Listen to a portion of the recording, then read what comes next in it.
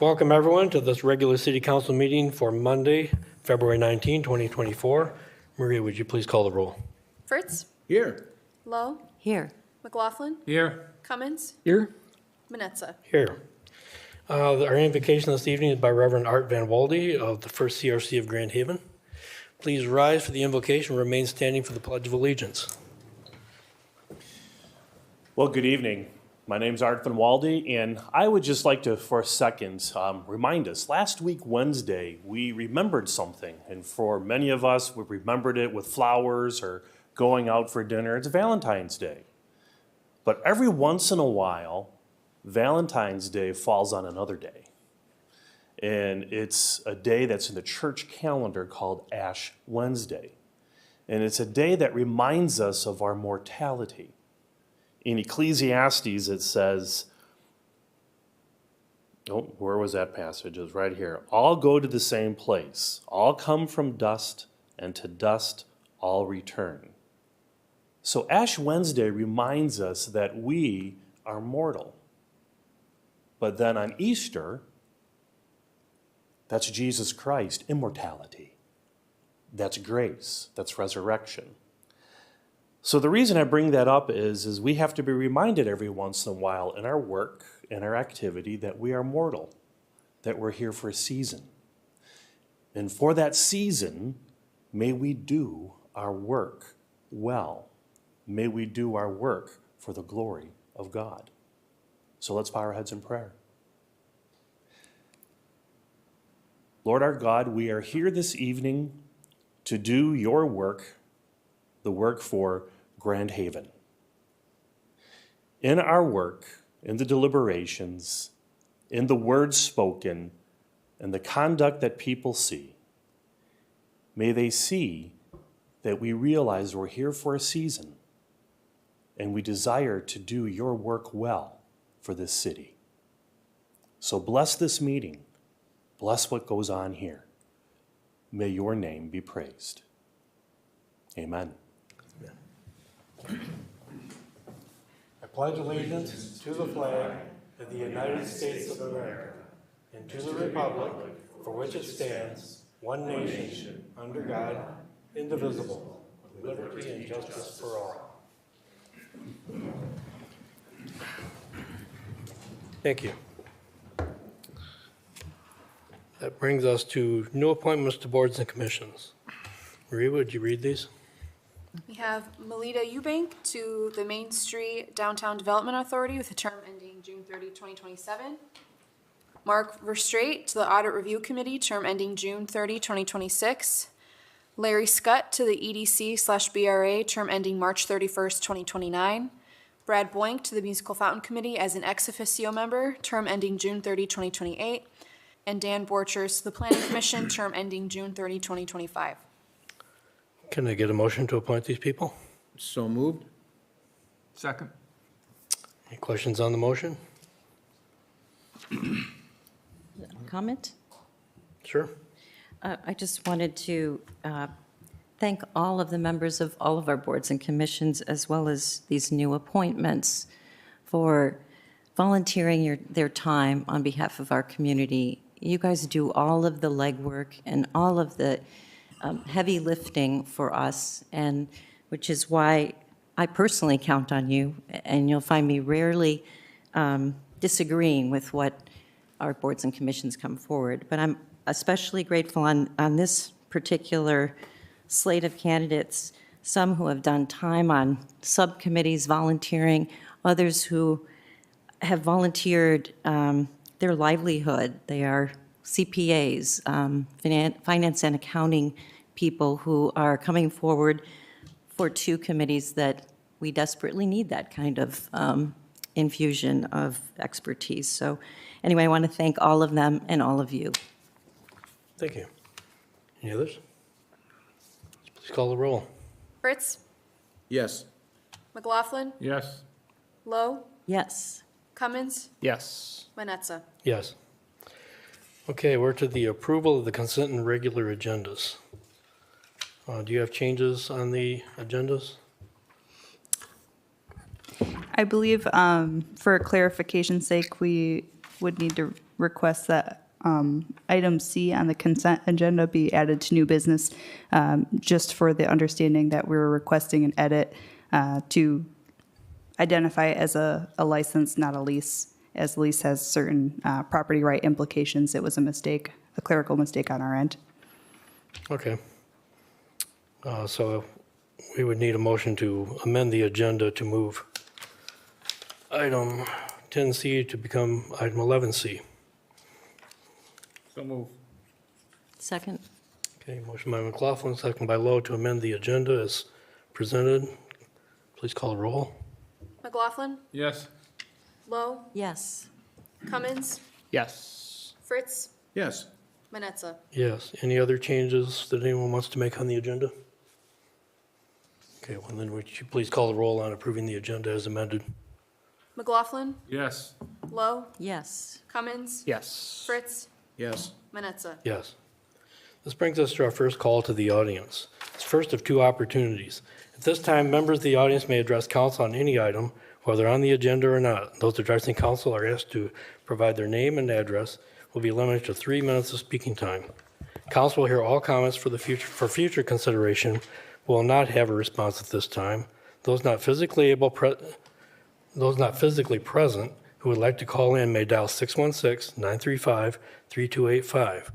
There are no public hearings tonight, so this is the only chance you have to address council before we take action on items on the agenda. So who would like to go first? Come forward. Yeah, I think she beat you. Come on, Barb.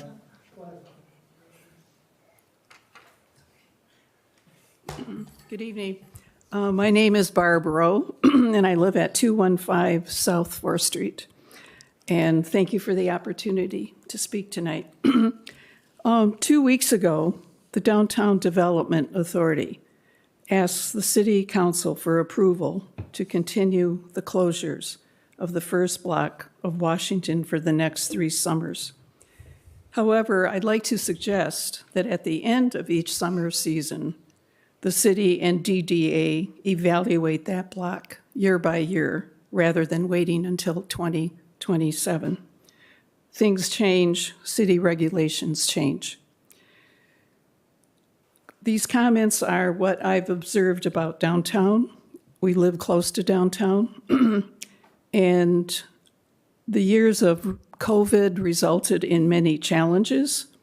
Blocking off the first block of Washington Street in the summer helped businesses, especially the food establishments. 2021, the city closed 1 lane of the first block of Washington to allow for outdoor dining. That helped with traffic flow and seemed to suit the diners as well. Last summer, I spent time photographing all times of the week, all times of the day and night, to see what was going on, and this is what I observed. At both ends, barricades closed off most of the first block of Washington. The closed first block was a mixed bag of multi-use activities that was surrounded by a constant flow of vehicle traffic, walkers, bikers, strollers. This is probably the busiest 4 corners in all of Grand Haven, and especially with many activities going on at the waterfront and along Harbor Island, or Harbor Avenue, excuse me. So within this in mind, can you visualize 2023?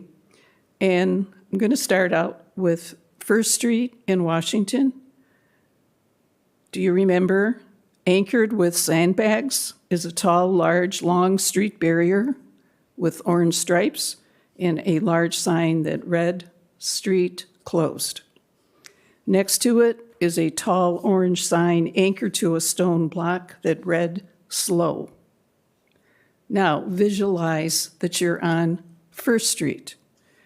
A vehicle could enter partway into Washington to use the parking lot by Oddside Ale. However, that short distance being open to cars seem weird because the rest of Washington is closed to cars. However, I do want to note that Oddside Ales had a lovely setting on their sidewalk next to the brick building with their tables. Inside the closed block of Washington Street, the first block, space was given to tables, chairs for dining, large plant boxes, cornhole sites. A tall beverage trailer was also there. We all had and have a very good time downtown. But sometimes that look appeared to be very disjointed. And a few of the reasons might be, because I'm trying to figure it out, what doesn't look right? And of course, this is my opinion. It doesn't have to be yours. Anna closes at 2 p.m., and that large area is often vacant. Activity at the Cornhole is very spotty. The Long Road Distillery tall beverage food trailer seems out of place and could Barbara, be, I hate to interrupt, but you got to wrap it up. and could be relocated or not there at all. Keeping Washington Street closed and active is a lofty goal, but so are aesthetics, presentation of space, and safety. There's already a long list of things to do in Grand Haven. Not everything has to happen in the first block of Washington. Washington goes to US 31. There are side streets capable of having activity.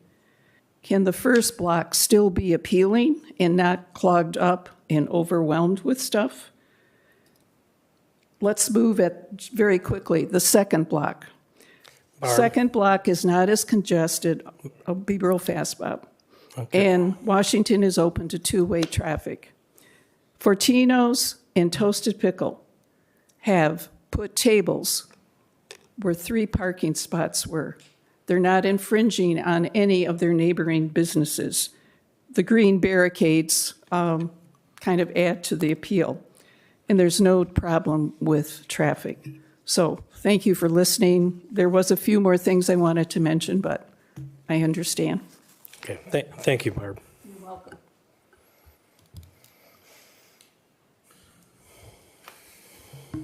Hi there. Mike Weaver, 637 Lake Avenue, Grand Haven. A couple quick things. Ryan, congratulations on being named acting city manager for Saugatuck on February 6th. So nobody's mentioned it, but I thought I would because that's kind of a neat thing to be named. And then 2 items on the fee schedules. One, and I cannot find it for the life of me as I'm scrolling, but one looked like we were changing the parking space. I guess we'll call it leasing, where the restaurants are putting stuff on the street. It looked like it was at 100 and it was going to 250. It's supposed to be highlighted. I didn't notice it, but when we were looking at it a couple days ago, that's what I noticed. So, one, I guess I'd like to make sure that council lets everybody become aware that that's a substantial increase at 150%, obviously, for businesses. And 2, on your rental inspection or rental registration fees, that's a big moneymaker for most cities. They're all kind of jumping on it, and we're doing the same thing.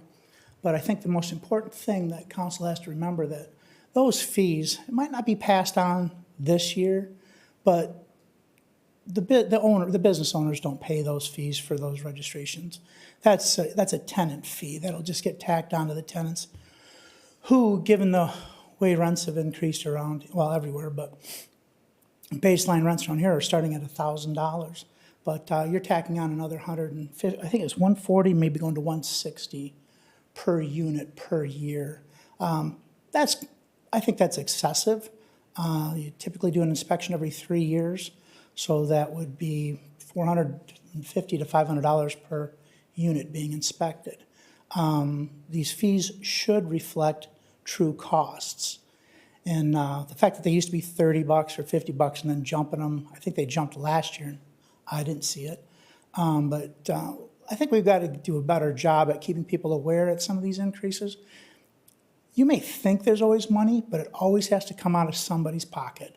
And the city has room to cut budgets, do a better job, push things off a year, except for your road renewals. We're falling behind on that. But anyways, we've got an expensive snow melt system that economically makes no sense, and it never did. And we're putting more and more burden on more and more middle class and lower income people that really, they just can't afford it. And it's going to come home to roost. You're going to find it.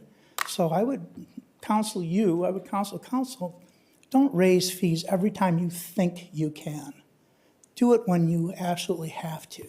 And the same with your expenses. You know, I know we've got some 150,000 in safety features being put into RV Terrell in this place. I know I've got a bunch of well-armed police officers right next door. So I'm kind of leery that we have to spend that kind of money for this security system that was voted on a few weeks ago.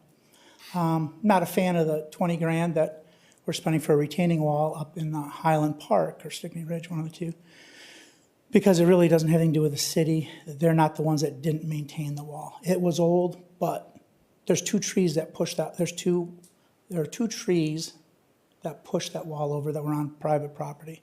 It's really not the city's problem. It's really not the citizens' problem. And that $20,000, well, that's a few dollars per resident. So I guess I'm going to encourage you once again, be very careful with the money you spend and the money you take in. Thank you very much. Thank you, Mike.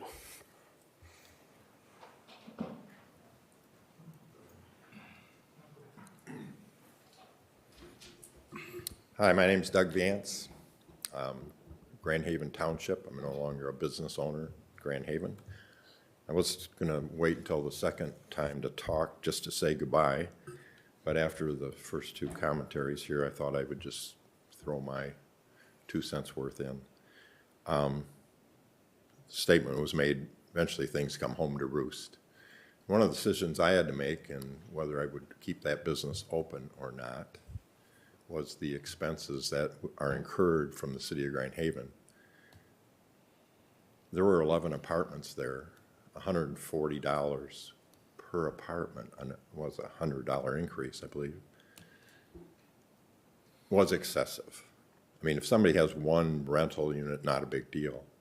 But when you have that many, it is a big deal. And to pass that along to the tenants, where my heart has been all along, as you probably are aware of, the many times I've spoken about the parking situation that they had to endure and still do, is having an effect on the DEI policy, if Grand Haven has one.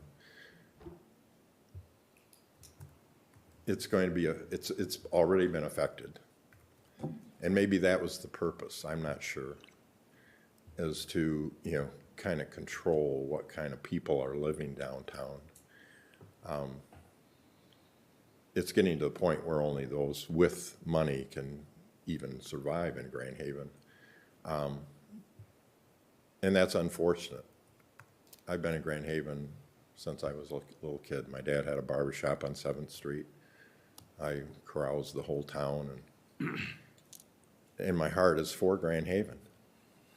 But you folks sit up there and make decisions that affect not only the residents of Grand Haven, but especially the businesses in downtown Grand Haven. And it finally just got to the point where I was dealing with an untenable lease situation because I had chosen not to buy the building. And therefore my leaseholder said, good, let's more than double the rent that you're going to be paying. Add that to the untenable amount that was due for the snow melt system, the increase in the apartment fees, and just trying to make money in downtown Grand Haven year-round. It's not possible. You have to rely on the summer, and you have chosen to shut off one block of Washington Street to benefit a very few businesses in that block, and then have an effect on the other. Well, now you've got an empty space down there. Hopefully somebody more capable than I in producing excess funds to support all of these fees and taxes and so on, put something in there that Grand Haven is more pleased with. Thank you. Thank you.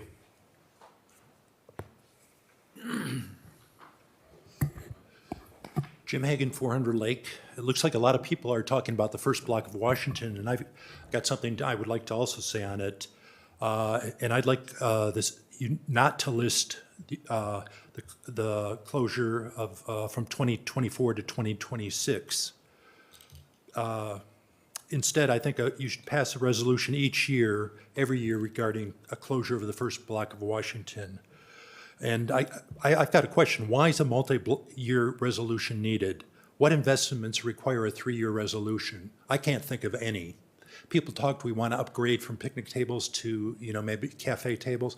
Well, many cities have cafe tables all the time, and they only have them out for the weekends, Friday, Saturday, Sunday. Maybe that's what we should be thinking of and not closing Washington. And, another comment is we saw the 2 drink wagons appear without it going through this council. And I think that was a total lack of transparency. It makes me wonder why we're asking for 3 years again. Maybe somebody can answer that question.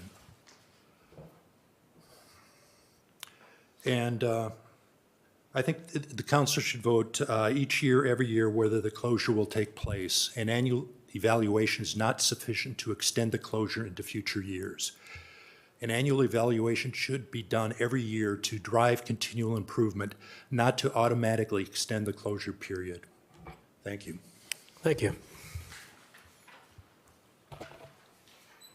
Who's next?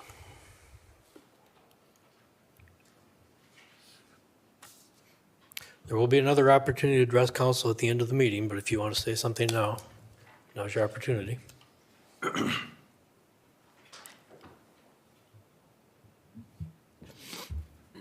Hello, Joyce Workman.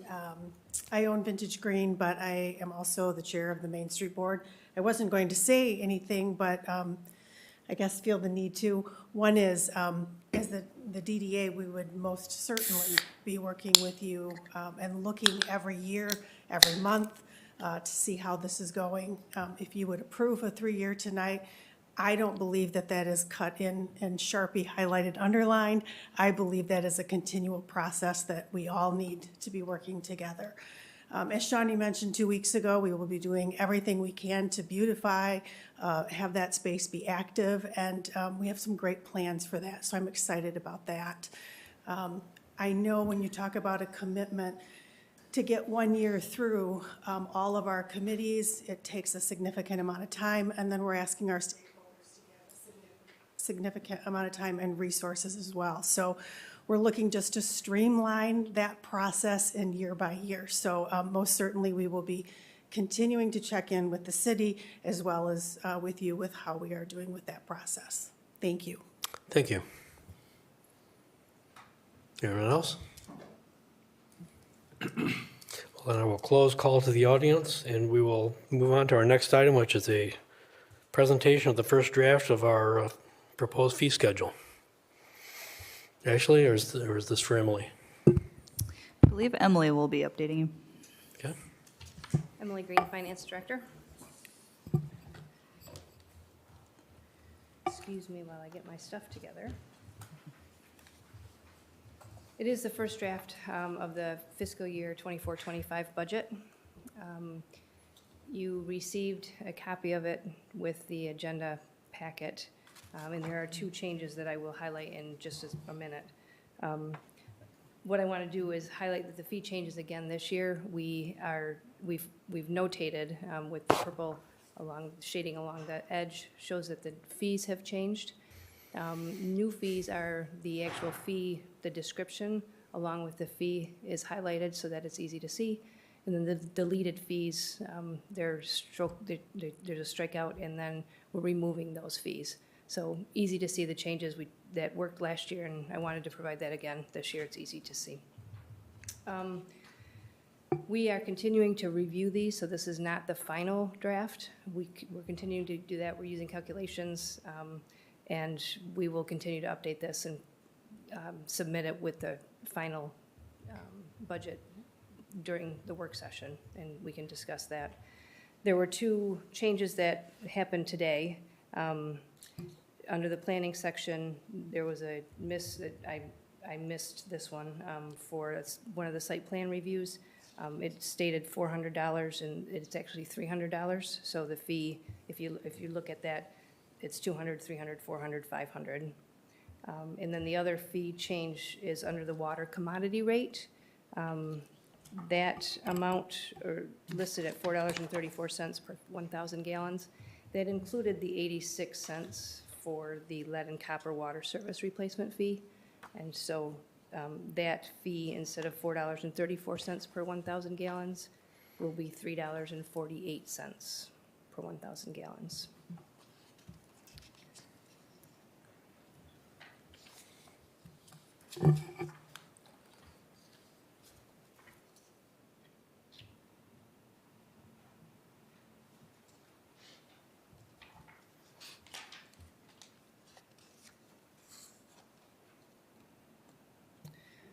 We, like, there was mention about the housing rental cost, and that did increase $20. We based those off of the expenses that it takes to run that program.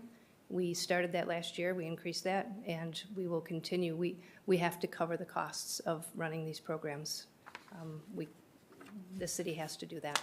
So that is why it's the $20 increase. Can I ask a question on that? I did notice before, and I believe there's a reason for this, but we used to differentiate between short-term rental housing and long-term rental housing, and I'm assuming there's a reason why you just consolidated it, that maybe that was not, really okay. It's obviously a lot easier for short-term rental housing to absorb, this on multiple rentals. But it's not so easy, of course, on, but the cost to us is the same for the inspection. So I'm going to get around to, is there other things that we can do for, the long-term housing rentals actually fill a very big need in our, community and at certain levels. Is there any other, government subsidy, other kind of programs that could tackle that without us discriminating, if you will, between the two? And we've actually been having that discussion.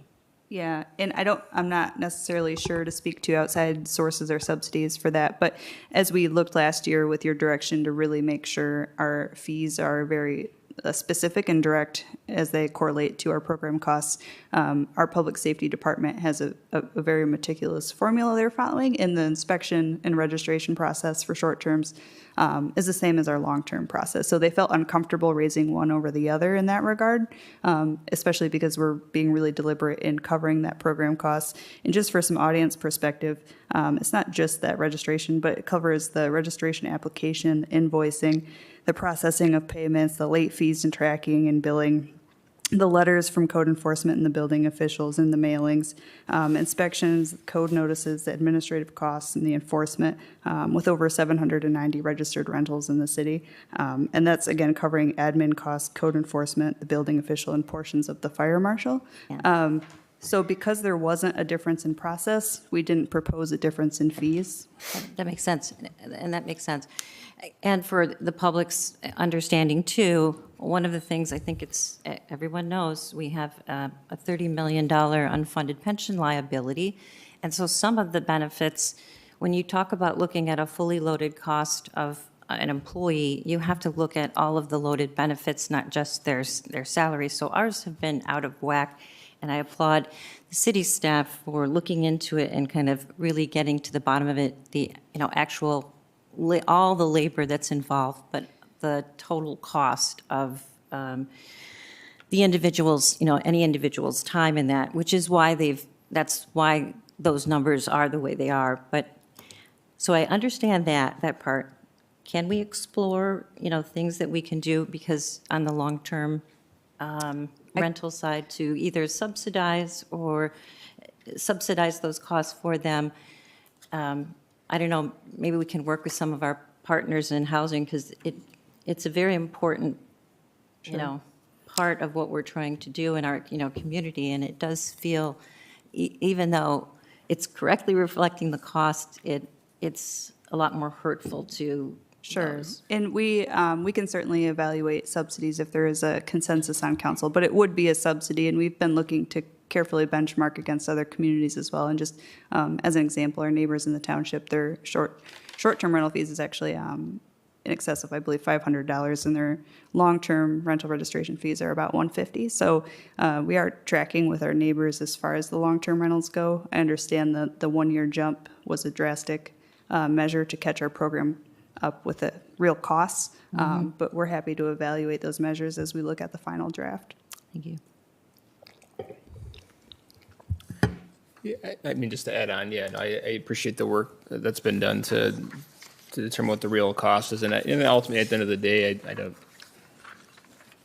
I guess you could look at it, as a subsidy. I mean, it's it's really a policy decision on for the council. I mean, we could with every fee pass along and then entire costs onto the users, the actual costs. So we could choose to, as a council, cover a portion of costs through fees and then use other revenue sources.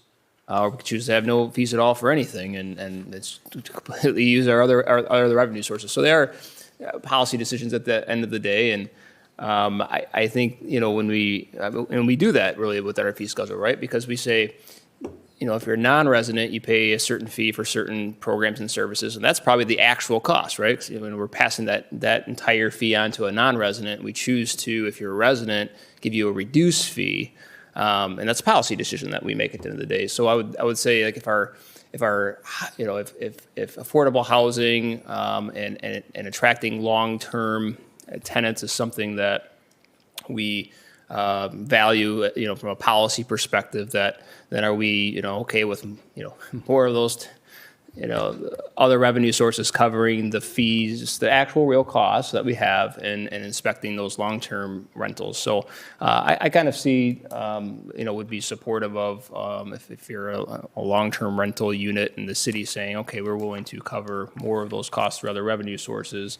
Versus a more regular commercial enterprise like a short-term rental who has much higher revenue and is impacted differently on based on those actual costs. So I'd be supportive of evaluating that further. So, Emily, were you done with your presentation? Were you ready for questions, or did you have more? I can hit on a couple things. The use of public space for construction, we changed that from $50 per month to $10 per day. The excessive longevity of taking those spaces, we want to make sure that those spaces are available. So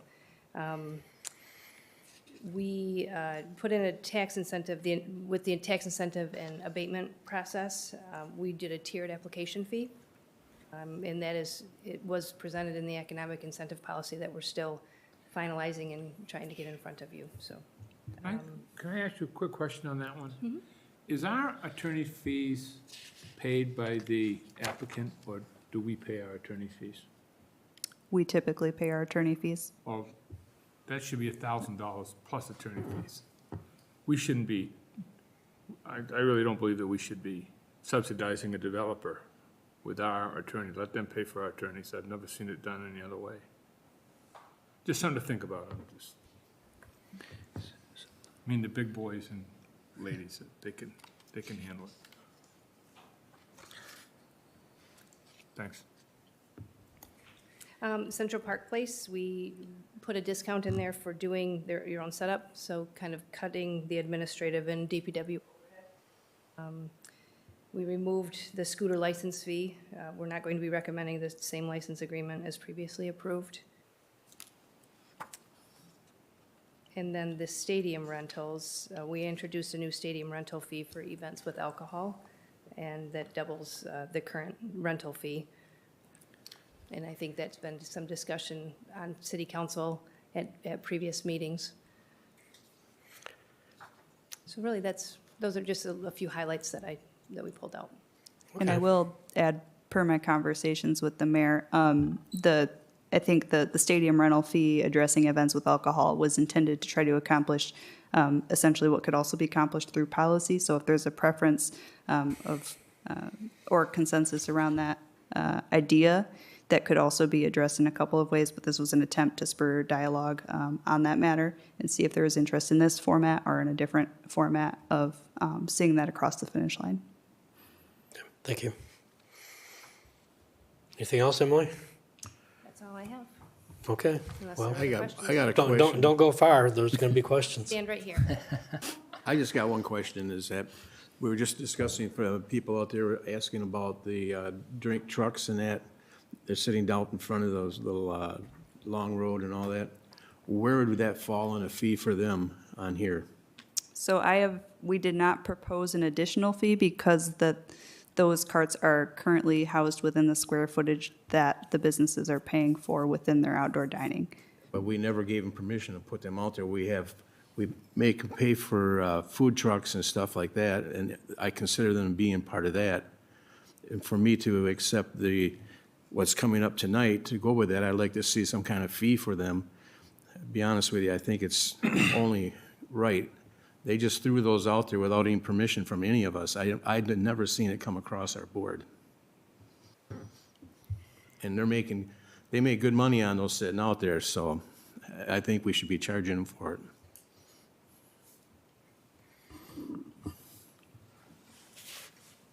You all done? Yeah. I just want For to now. make sure, I don't want to interrupt. No, go ahead. I'm used to it. Yeah, I know you are. Go ahead, Kevin. I know I'm beating a dead horse, but I still believe that if any profit or not-for-profit is serving alcohol, that we shouldn't waive any fees. I just think that they're obviously making additional money on that, and I just think that it's something that we shouldn't be waiving fees if they're serving alcohol, so. And I know I'm beating a dead horse. Well, I'll just add to that, is a lot of these nonprofits that come in and do alcohol and make the money on it, help support a lot of events and things in this town, so we have to take that in consideration also. You know, if they giving it back to us, it's tenfold. I have a hard time then. That's just my opinion. I agree. That's yours. That's my opinion also. Okay. More? No, that's it. Okay. I would just, Councilmember Fritz I think he made a really good point here, and I don't want us to lose it. I agree with at least half of it, but not all of it. I think we okayed the rental of a space, and I think once we okay the rental, someone should be able to put whatever, on it, whether that's chairs. But I do believe there has to be some oversight. If everyone, for example, in the closed block of Washington, put a truck out in their rental space, that would look a little, odd. And so I think there should be a process inserted in there where there's some approval, whether that's the MSDDA or, something that comes back about what is planned to go in there, especially if it's a truck, Anyway, but I don't agree that they should be charged for that if they're already renting the And space. we have, to your point, in a bit of a reactionary format, we have added to the application. We process the outdoor dining fee, our applications for the businesses, not the MSDDA necessarily, although we get their input. And we did add that clarification within the application process to address whether or not you How are they were gonna use requesting that. use of a drink cart and the incorporation within your space. Okay, good. Thank you. Anything else? I have a couple of things I'd like to bring up. One is going back to the Lynn Sherwood Waterfront Stadium fee proposed as doubling it if there's alcohol served. And I talked to Ashley earlier about this. If you're going to structure it in this way, where it's $500 without alcohol and $1,000 with alcohol, I think you'd have to demonstrate that it costs us twice as much to have this event if there's alcohol, and I don't think it does. So I don't think that's a valid way to structure this. That's why we talked about, well, maybe just simply the waiver of the fee is what we're really trying to get to. It's not that they're making more money and therefore we want some of it. It's what's our costs. And if we're saying we're going to waive costs because we think it's an appropriate thing to do for a particular entity that's renting from us, well, that's a value judgment we can make. But I think structuring it in this way is saying an additional cost because there's alcohol being sold, I'd like to see a demonstration that there's an actual increased cost because of the alcohol. And if there is, then it should be built in. And if there's not, then it should be written in a different manner. I like the idea that it goes back to whether or not we waive fees. If we waive fees because we think a particular entity is deserving of that, then that's a choice we make as a council.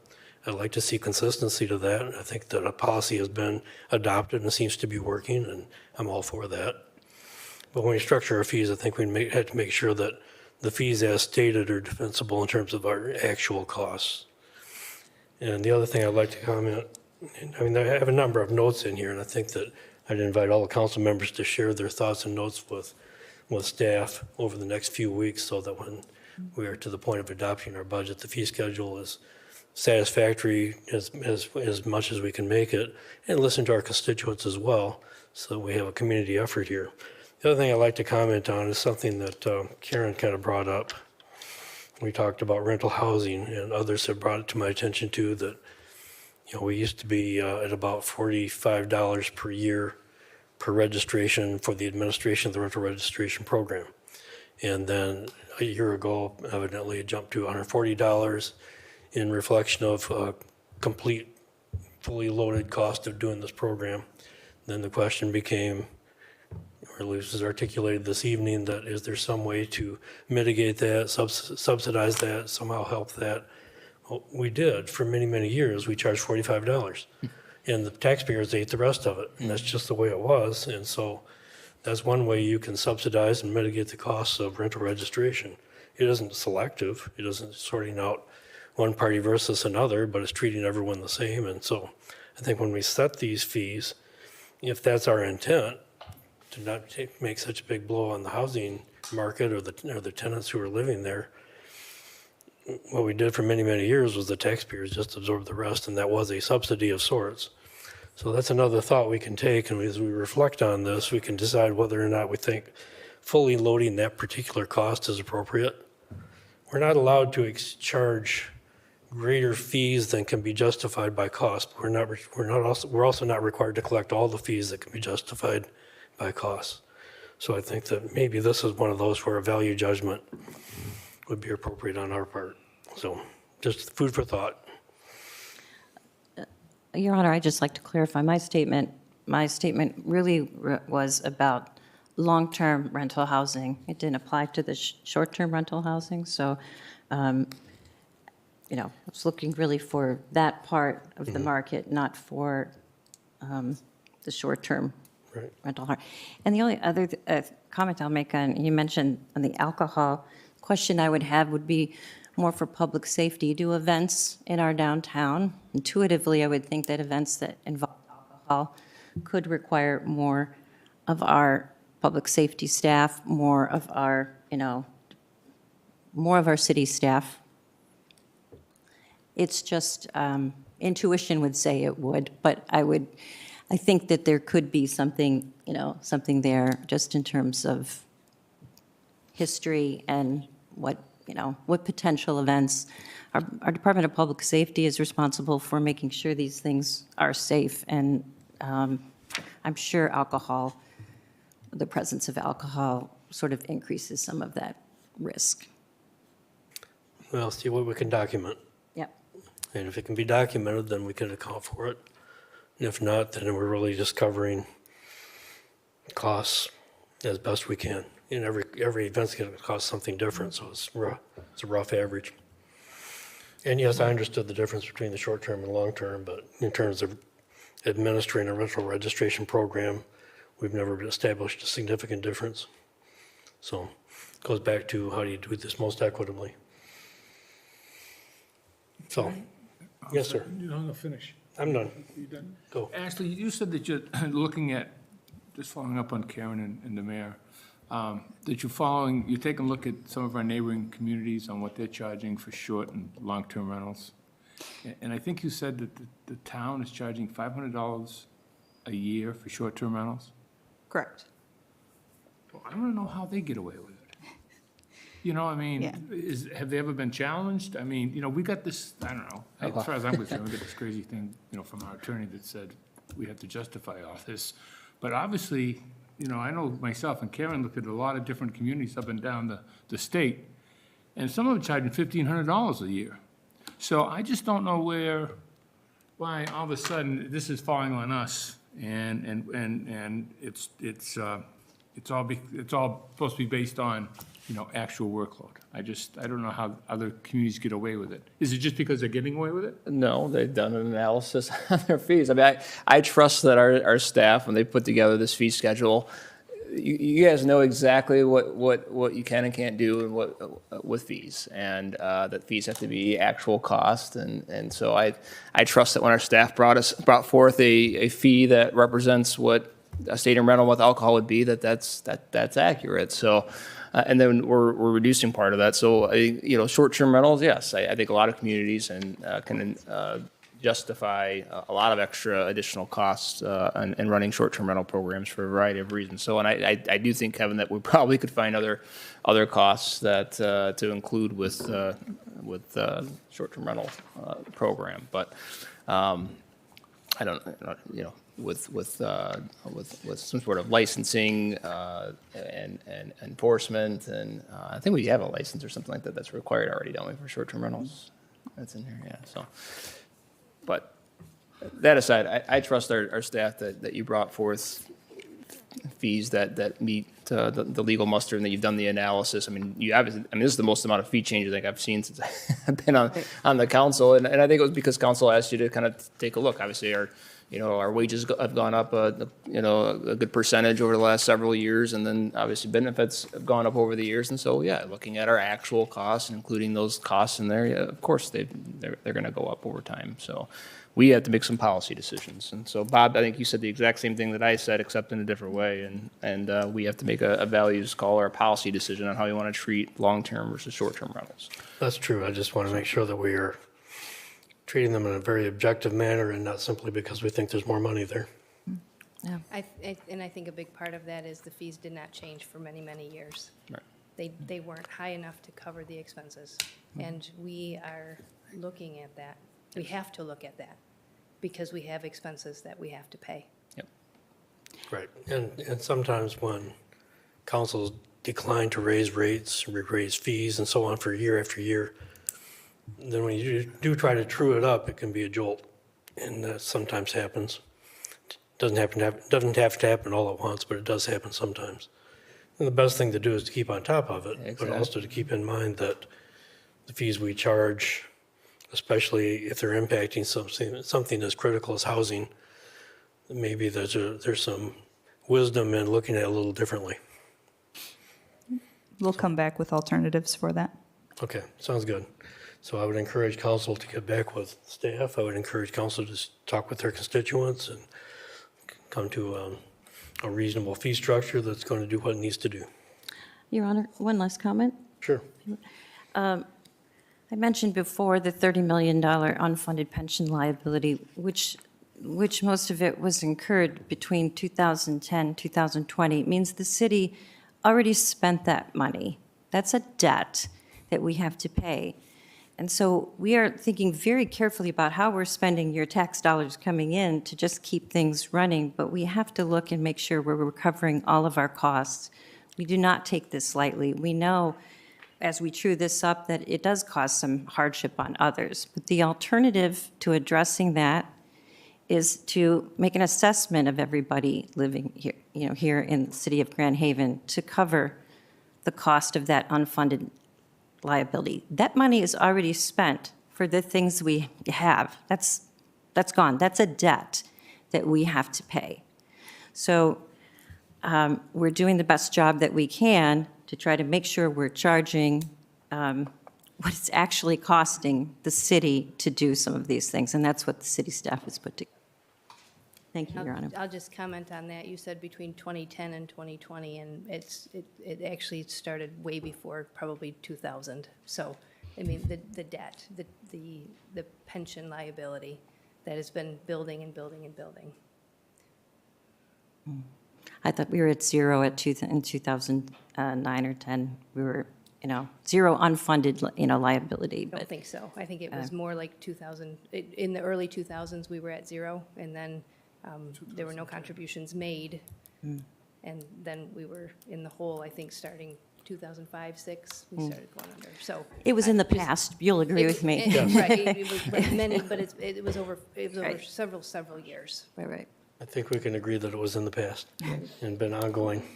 Mayor, could I just Yes. add for the? Yes, please. You're aware of this, but for the public's benefit, this is the meeting we're bringing the draft fee schedule to you, but at the March 4th meeting, we intend to bring the draft capital plan. And April 17th, we'll be scheduling a special work session to review the budget in its entirety. That will be a special meeting held at Mulligan's Hollow, the ski lodge. And then in May, we'll be back before you with the final budget adoption. So at this point in time, there's plenty of opportunity for feedback from yourself, but also members of the public. So we'll publish those dates as well in our post-council vote summary. So we're trying to get that information out there. Okay. Well, this is a long process, but we try to be as transparent as we can and as open as we can to public input. So this was our first shot at it. Thank you, Emily. Thank you. If there's nothing else, then we'll move on. It brings us to our consent agenda. Could you read that, please? Item A, approve council regular meeting minutes of February 5, 2024. Item B, approve the bills memo in the amount of $1,716,937.88. Item C was moved to new business. Item D, approve the 2024-2025 city council strategic objectives. Can I get a motion? So moved? Second? Motion by Fritz, second by Lowe. Comments or questions on these items? Please call the roll. Fritz, Yes. Lowe, Yes. McLaughlin, Yes. Cummins, Yes. Manetza. Yes. Okay, first item of new business. Item A, consideration by City Council of a resolution to approve the closure of the first block of Washington from Harbor to First Street for use as a social district common area and enhancement from 2024 to 2026, with an annual evaluation provided the fire lanes are recognized and adjustments are made for special events as directed by the Department of Public Safety. MSDDA recommends approval, administration recommends approval. Can I get a motion? So move. Support? Motion by McLaughlin, second by Lowe. All right, time for council to discuss. We had a presentation 2 weeks ago, and this is basically recurring, but with the difference that it's been requested for multiple years, with the assumption that there would be continuous improvement over those couple of years with proper evaluation. So who'd like to speak? I went to the mayor knows, I went to the DDA meeting and listened to, really the, not just the concern, but, how involved they want to be into making sure that this is right. And that's what kind of set me to say, we've got to do this. I mean, I had thought it was a good idea anyways, because I think people are not going to put any investment into this unless they know they can have some type of long-term payback. I mean, it only makes sense to me. But I see the commitment from the DDA and working with the merchants down there. We know that not everybody's happy, but you have worked, Joyce and Chris and Shanti and Laura have worked hard with the merchants. And I think we should absolutely approve this and move forward with it. But I thank you for your efforts. Thank you, Kevin. Sure, I'll go. Okay, you're on. Keep looking down, everybody looks down here, so I guess I'll I go. was already looking that way, and you were next. I'm still disappointed about the wagons sitting down there, I just don't go for it. But I did like, as I said last time I was talking to Shanti after the meeting, that I like the way it's presented, that we're gonna evaluate this every year, and I'd like to see some improvements, I like to see it dressed up better, because it does not look very nice.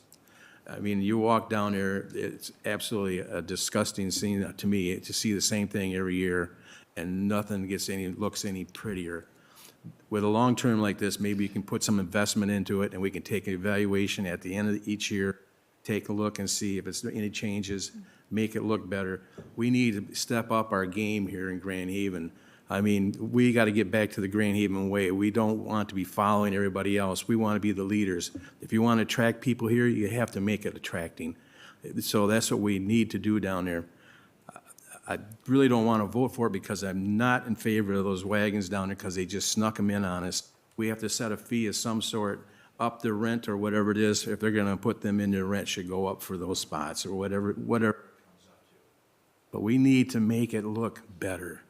I mean, I've been down there, I walk downtown every day. I am down there. I'm checking things over, I'm looking at it. There's times when I just shake my head. Our sidewalks, we used to have a guy come in, take the gum off, clean it up, make it look nice. If you walk downtown, it needs to be cleaned up. We have vacant buildings down there, we need to do something. But this first block, when you go down there, it looks fun on the weekend. For 3 days, it's a lot of fun down there. I mean, there's a lot of activity, but during the week, it slows right down because nobody's here. But if we make it look better and get more attracting, we can get more people to come down there and enjoy it better, but it does not look very good, not in my opinion. And I agree with you. So, I mean, we were talking about it. I mean, those concrete barriers are horrible.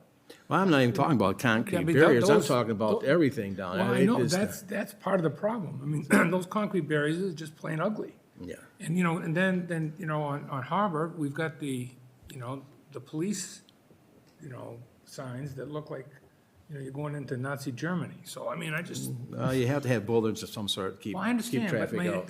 but it Because can be- people get crazy. I understand that, but can it be done better? That's all I'm saying. I agree with you. Absolutely. That's all I'm And then saying. another thing that really bothers me the most in that Nobody's gonna first. invest unless we do it over a couple of years. And another thing that really bothers me a lot is, we started out with the cafes on the sidewalk, and then we expanded out into the street. But if you try and navigate through that, navigate, sometimes when it gets down there, it's hard to navigate around things.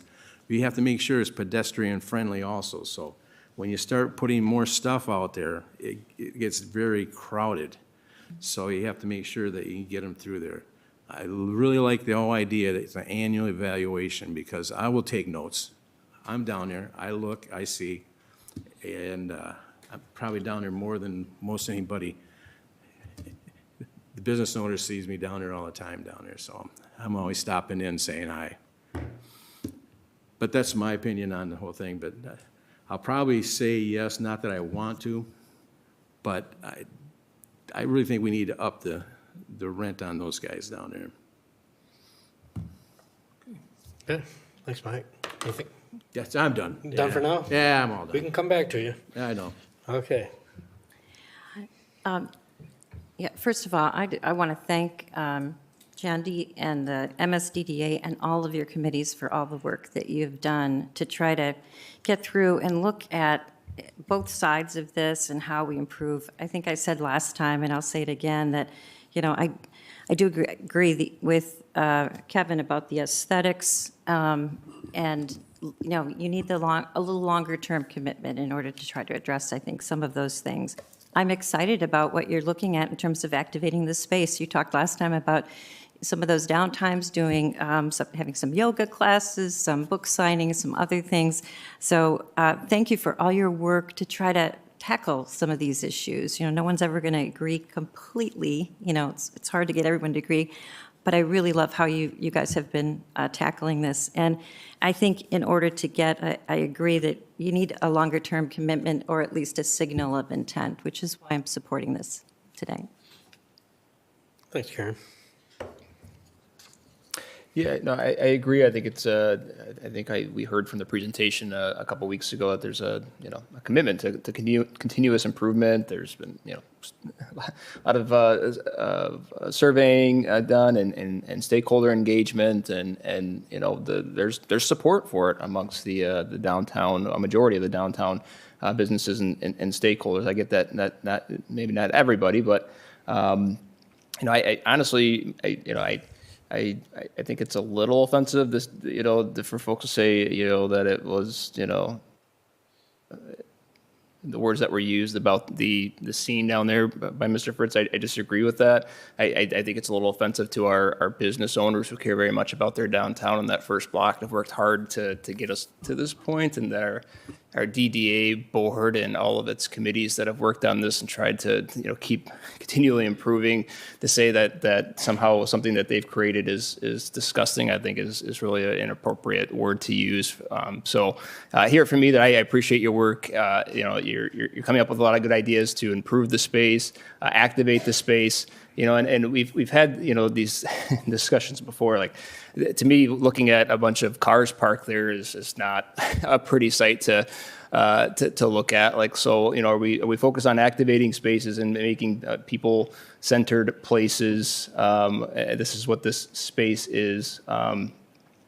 Certainly, hey, I'm all for always improving aesthetics and making them better. The barricades honestly don't bother me. I like the art that's on them. I think that it adds a lot, and those honestly don't bother me. I agree with the traffic barricades and the road closed things, and some of those are just safety and probably requirements that we have for street closures that we have to meet, and government regulations requiring orange signage and things like that. So you're committed to continuing to improve things. You're doing a lot of work. I appreciate your work. If a future council wants to decide to do something different with this first block, they can always revoke a 3-year approval.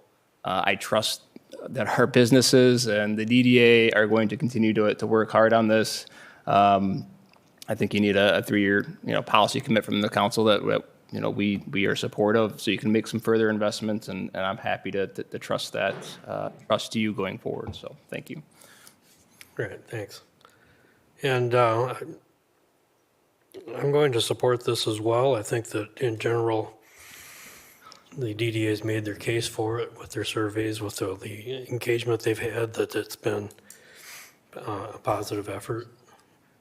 I would like to see it look better, and I've talked with the DDA members about that there's certainly room for improvement. Some of the aesthetics could use some work, and I think that'll take time and it'll take effort. And I think we're seeing a genuine movement in that direction. They formed a subcommittee to work on how it's going to look and how it's going to get better over time, and it will take a little time.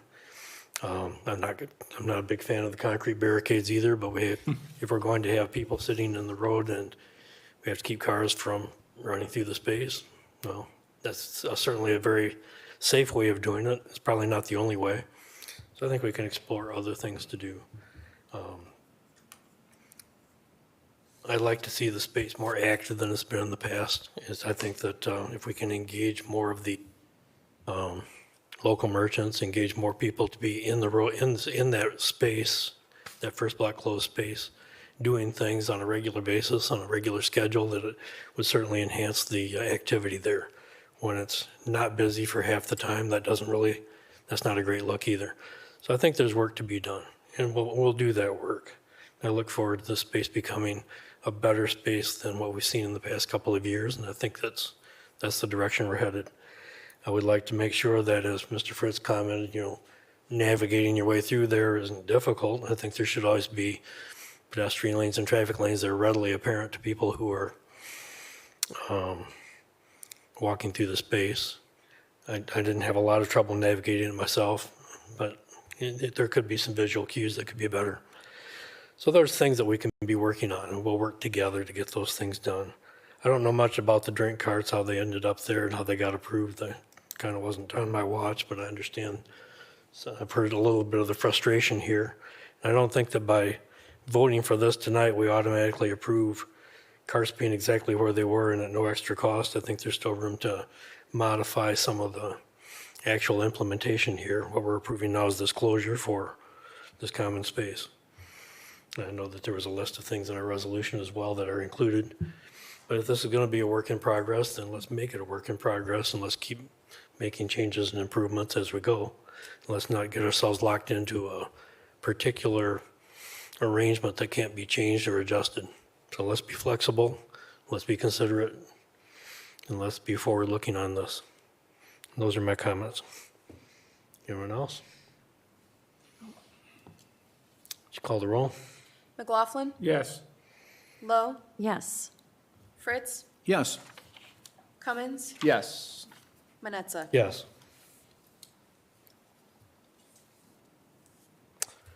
All right, thank you. Next item. New business, item B, consideration by city council of a resolution to place a question on the August 6, 2024 primary election ballot for senior services as requested by 4 Point Center for Successful Aging. Can I get a motion? I'll make the motion with the changes that were proposed by the city attorney. I'll second the motion. Okay, we have a motion by Cummins, second by Lowe. And there are changes which we'll need to discuss and articulate. The language that was given to us by 4 Points that we published as part of our packet, our own attorney suggested some modifications to the language to make it a little more clear. And so, I don't know, Maria, would you like to address that language just for the audience? I can address the language. So, the original language given to us had the title of the millage renewal as senior millage renewal proposal. Our attorney told us that changing proposal to proposition would be more appropriate language. And then there's some wording in here. I'm not going to read the whole ballot proposal. I'll just read the parts that'll be changing. But it originally states, shall the previously voted millage be levied by the city of Grand Haven, Ottawa County, Michigan, as reduced by the required millage rollback, be renewed at the reduced rate amount of 0.2497 mil. That's $0.2497 per $1,000 of taxable value, and increased by the amount of 0.0003 mil. That's $0.003 of taxable value, both for a period of 10 years. That was the original language. Our attorney has suggested that it be changed to on all property assessed for taxes at the amount of 0.25 mil, reduced by required millage rollback to 0.2497 mil, be renewed and increased to the amount of 0.25 mil for a period of 10 years. The reason our attorney suggested that change was not because the original language was inaccurate. He just believed that this was a more clear and concise way of stating the millage renewal. Okay, thank you. And then I guess my other comment on this was that I'd like for Emily or for somebody to verify the 0.2497 mil as being an accurate number. I will, is Kim Kroll here from 4 Points? Good evening. I'm Kim Kroll, the Executive Director of 4 Points. And to my understanding, that is accurate. Is that supposed to be the current millage? Our current millage is 0.25, but this verbiage came from what I did. I'm just learning about millages, so I do need to let you guys know I'm on a learning curve. But this came directly from the last millage that was passed 10 years ago. So basically, our board just utilized that same verbiage. And you use the same numbers? Yes. Okay. So Maria made me aware of some of the changes earlier today, and we have no issue with those. Okay. Right, thank you. But if there is a discrepancy on the numbers, I'd like them to be accurate. Emily and I looked it up just before the meeting, and it looks like the current mill is 0.2333, and that's from a series of Headley rollbacks Yeah, since they've been 2014. Year after year, yes. So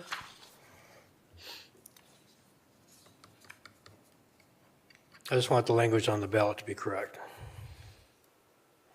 we have a couple of options. One is we can just change it ourselves and submit it to the county, or we can send it back to 4 Points to have them, and to make sure their board looks at it and sees it, or we can send it to our attorney. So we can either amend it or postpone it. Do you want it back? I would appreciate it if you guys took care of it tonight. I thought you might. Just do it. Just do it. We'll just pass it. We'll take care of it. I think we can pass it with this new language. I just wanted to verify that the number is current and correct. Rollback number, yeah. Because I think that it could impact how people feel about the vote. And as long as we're honest with the public as what the numbers are, I think that's the most important thing we can do. So perhaps I could amend my motion, that I moved to approve the resolutions before us with the changes proposed by the city attorney and amend it to add and confirm that the rollback, or confirm the rollback millage amounts. Does that do it for you, Maria? Yeah, Okay. and then we can, Emily and I, or Nick or city treasurer and I can get the right numbers. Maybe confirm and include the correct rollback millage amount. How about that? Not just confirm it, just confirm and include it, so that way you have permission to add it in, so. Okay. So you've made that motion to amend. And I seconded that. Okay. Okay, so this is a motion to amend the motion, correct? Okay. You Layers. call the roll. Cummins, Yes. Lowe, Yes. McLaughlin, Yes. Fritz, Yes. Manetza. Yes. Thank you very much. No, we're not done. We're not done yet. But We're we just will made a be. motion. There's two things here. We had to amend our motion, now we have to vote on our motion. Any other questions before we vote? Call the roll, please. Cummins, Yes. Lowe, Yes. Fritz, Yes. McLaughlin, Yes. Manetza. Yes. Now, thank you very much. Now we're done. You're very welcome. All right, next item.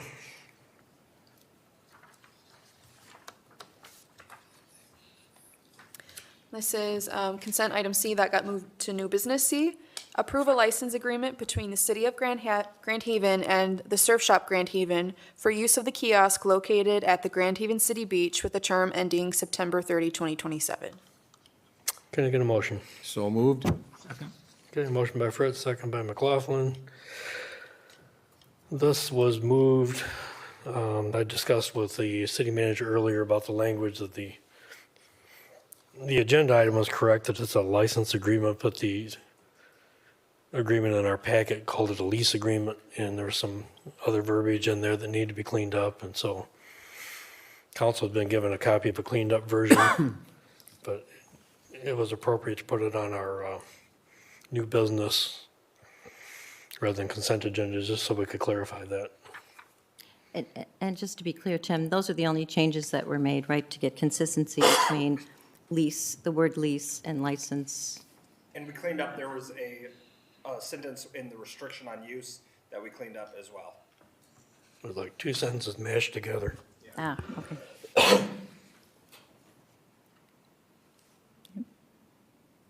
But the motion as made reflects the license agreement we have in hand, not the one posted. All right. Correct? Okay. Any other questions? Please call the roll. Fritz, Yes. McLaughlin, Yes. Cummins, Yes. Lowe, Yes. Manetza. Yes, thank you. Well, that brings us to our report by city council.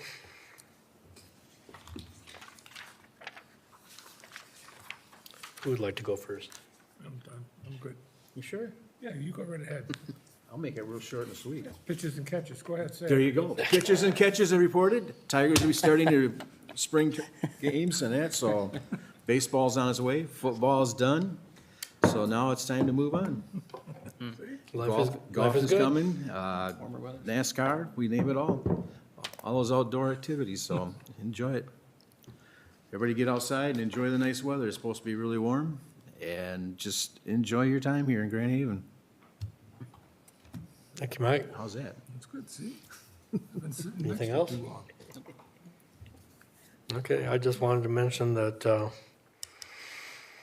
I attended the planning commission meeting last Tuesday evening, and they discussed the vacation request that we sent the letter of intent on vacating that street. And the planning commission voted to deny that, so that will come back to council as a recommendation for us to deny. And so we'll see that on a future agenda.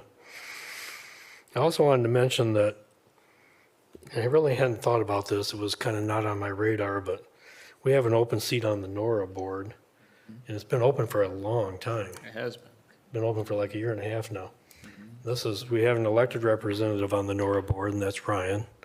We have a we have an appointment to make to, as a citizen on the NORA board as well. And at this moment, I have no applications for anyone who's interested in doing that. So anyone who's listening, if you'd like to serve on the NORA board, Would you like to Get tell an people what the application. NORA is? NORA And, is the North Ottawa Recreation Authority. And it's kind of an important board. Maybe Mr. Cummins would like to elaborate on it. Mike can tell you about all Or the Mike can history tell you there all and the about many, it. many years and that sort of I thing. was chairman but- for 13 years yeah, or better, so, yeah. A lot of years and a lot of history. We went so. from a program to an authority when I was there, so it makes it a lot more easier to get grants and stuff. So if anyone's interested in regional recreational opportunities, would like to participate in this board, give me an application. We'll look at you. That's all I got. Okay. Ashley? Not too much. We are celebrating our last week in the office with our over 30-year employee, Mary Angel. As our executive assistant, she'll be retiring at the end of this week. So I've sent you some notices, and for really any member of the public who's worked with Mary over the previous 30 years, we'll be hosting an open house on Thursday from 3 to 5 p.m. at Central Park Place to recognize her service and her well-deserved retirement after 30 years of commitment. And then really all else is from 8 to 10 a.m. tomorrow, Dana Colware and I will be at Kenzie's Cafe for any open, or really just an open invitation for questions, comments, concerns, or general discussion. First attempt, so hoping to see some faces. Okay, there again. Anyone listening? It'll be at Kenzie's Come on Cafe. down. Yep. Anything else? Nope. Okay. Well, then that brings us to our second call to the audience. This time, members of the audience may address council on any item, whether on the agenda or not. Those addressing council are asked to provide their name and address and will be limited to 3 minutes of speaking time. Council will hear all comments for future consideration, but will not have a response at this time. Those not physically present who would like to call in may dial 616-935-3285.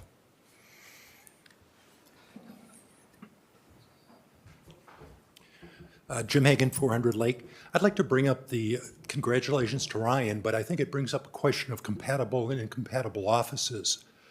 As we see people move on to city managers, we definitely know that's an incompatible office with the city council. An acting city manager, I don't know, but I think we need to start looking into it, and we need to look into the timing associated with it. A temporary assignment is one thing, but when acting goes into, until next elections, et cetera, I think it becomes another thing. So I'm asking the city council to check with the city attorney and look at incompatible offices. Thank you. Thank you.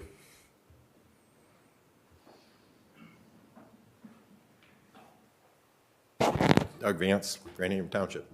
Just want to thank the council for enduring my many presentations on parking issues over the last 2 years, actually. And I hope you will continue to take a look at that. And I'd especially like to thank Ashley because she paid more attention to me than anybody about that issue. And unfortunately, I am sad to say I probably won't be here anymore, much to some of your pleasure, I'm sure. But hopefully you take it to heart that my heart was for the tenants and the other merchants that are in downtown Grand Haven. It's a hard thing down there. We took a failed business and made it a successful business, and now it's no longer a business, and somebody else is going to come in and have to do the whole thing all over again. And quite honestly, maybe under different circumstances, I would have said, no, this is worth trying to pull out. And actually, I thought I was at that point until my leaseholder chose to convince me otherwise. But I do want to thank you for putting up with me. Appreciate you all and all the work that you do. Thank you. Thank you, Doug. We appreciate you too. Anyone else? Mike Weaver, 637 Lake. Let's see, I did find the line item that I was talking about. It is under Public Works. and it is the monthly public space rental parking space fee that is currently showing as 100, going to 250. It is not highlighted. So nobody sees that change. It's not, there's no, if you look for just purple, you're not going to see it. So I'd like that, see that get highlighted. Like, again, I think that's fairly excessive. You're talking about a substantial increase of 150%. So that's the one thing on the fees there. Two, on the blocking of the first block of Washington Street. On one level, I get it. I'm a lifer. I actually used to own an ice cream parlor that was in the parking lot of the Harborfront Place. And then I owned an ice cream parlor that was in the Harborfront Place. So I think I had like 5 years into that block. And so I'm fairly experienced there. I knew all the old timers like Fertino and Fricano and Al Yonker and all those guys from when I think I was 21. Anyways, I think blocking that thing off, I think you really got to take a hard look at it, blocking the entire street. One, it's a traffic control issue. Two, the police barricades, they are ugly, and they're quite frankly a little scary looking going by on Harbor when we put all this money into having beautiful scenery, and that block doesn't look right at all. Not at all. And here we have got a beautiful park right across the street with Sherwood, and we got another one with Bicentennial Park. Can't we just move that across the street versus blocking a street that we actually need in the summertime? It's tough getting in and out of Harborfront parking lot. It's tough. It's just tough down there. So I think it's excessive to do that. DDA, I'm sure, or whatever we call it, their goal every year, and this is not a knock, but it's the truth, is to come up with a new way to generate business. That's how we have snow melt. That's how we have a lot of things. But the truth of the matter is, business is based on population and the popularity of stores. Saugatuck doesn't have to make all these tricks, and Ryan knows this. They don't have to have any tricks to be exceptionally popular. So I think let's look hard. We've got some beautiful real estate down there that's already in play. Let's utilize that. Let's not try to make another one, especially tying up a good road. Anyways, that's point two. I don't get this not charging for these alcohol wagons. They own a space in a restaurant. Anything that goes outside is a new business or an accessory business. And if they're trying to generate, and I think the one guy said he's making 10 grand a week or month, I don't know, but that's just foolish that we would walk away from that money. You talk about charging nonprofits for alcohol. Let's get these guys, because that's insane that we don't tap that. I mean, that's an easy one you can do tomorrow. And then the very last thing, the snow melt system, and I know the buzzer's going, let's get a full accounting on this system. From day one, we were promised an awful lot. It wasn't going to cost the taxpayers anything. It's going to be free. It was going to be wonderful. And now I'll tell you what, the truth of the matter is, not only is the TIF upside down, the citizens are now paying for it. And I think if we do the math, when you talk about 30 million here or there, I think we're in for like 6 mil on those 3 blocks, plus operating costs that are probably every bit what those rental permit fees are. So let's take a hard look at this thing. At the very least, let the public know what the truth of that snow melt system is. I know people love it, but here's the truth. Economically, it doesn't make sense, I'm betting, and environmentally, it's not much better. So I think the city owes the citizens a full and complete accounting and disclosure on that snow melt system, and not next year. Thank you very much. Thank you. Anyone else? Mayor, could I? Wait. Anyone else? I'll close the call to the audience at this point. Yes, sir. Thank you, Mr. Mayor. There was a question posed, and it's been mentioned this evening that I'm serving as the acting city manager of Saugatuck, and that is true. I was asked by my employer to assist, and I work for the city of Saugatuck and have for a year and a half, so I was asked to assist in that role on a temporary basis. I did reach out to our city attorney to make sure that there weren't any incompatible office issues or other legal issues, and he advised that there's not, and I'm happy to share his opinion with the rest of the council if you would like to see that. So. Yeah, thank you. If there are no other comments from council, then we are adjourned. Thank you.